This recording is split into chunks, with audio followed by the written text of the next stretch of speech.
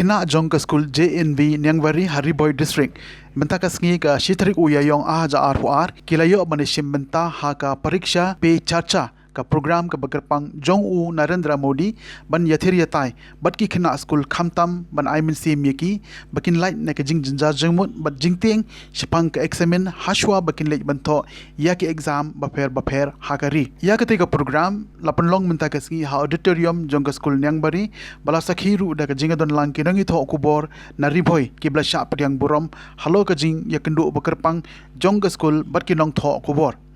Haka jinga don lang jong USC Ramchari principal ka JNV Nyangbari u Shafi Kamal PGT balong usong kunor haka te ka program kinong hikai ki khynnah school bat ki kme ki kpa kate ka program ka longru ban ajing mentoy ki khynnah school nama kila don ru ki khynnah na ka jila ki bla shajet ban yo kili jingkili markman bat u menteri rang ba kari u Narendra Modi halor kumno ban penkre ya ke eksamin jongki ban wengi ki jing tieng jingsir ban tho ye ki eksamin ha ka bagi khynnah puli jong ka JNV Nyangbari kila sakhi nadu basdang jong ka program ban pe ye ki jing pen i bakerpang da ki bor punya jong ka school halo ka jingkeren u Narendra Modi bat ki khynnah school ka bolong menta ke sngi ha New Delhi habakren sikilat pathai khubor hadin jong ka program USC Ramchari principal jong ka JNV Nyangbari ulapan pau bakani ka de ka program ka bakerpang bat ka de ka sien ka basan balapan long ya ka hakari baro ka wei bat ki khynnah ki yolat ban kren markmat bat u menteri rang ba kari u Narendra Modi ban kili jingkili bat ban pen pau ye ki jing e jongki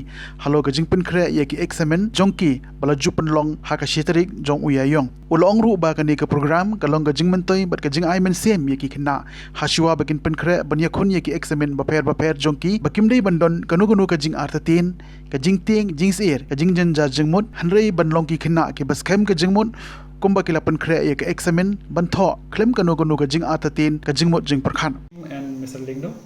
for being present in my office. Myself, S.C. Ramsiri, Principal JNV Nyangbari Boy. Actually,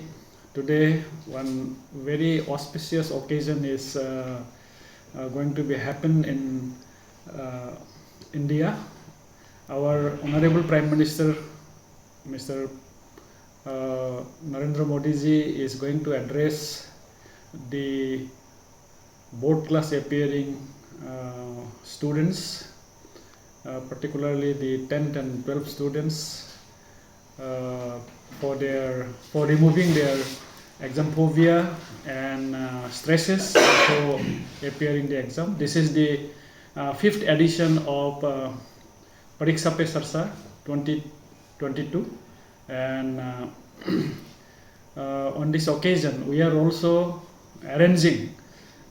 in our Vidyalaya as per the guidelines given by the Navodaya Vidyalaya Samiti.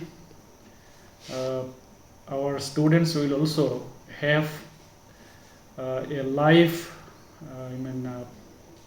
program watch which is telecast throughout the country in TV, Doordarshan, and even in many social medias also. And I hope that all of you will also enjoy this program along with our students. Thank you.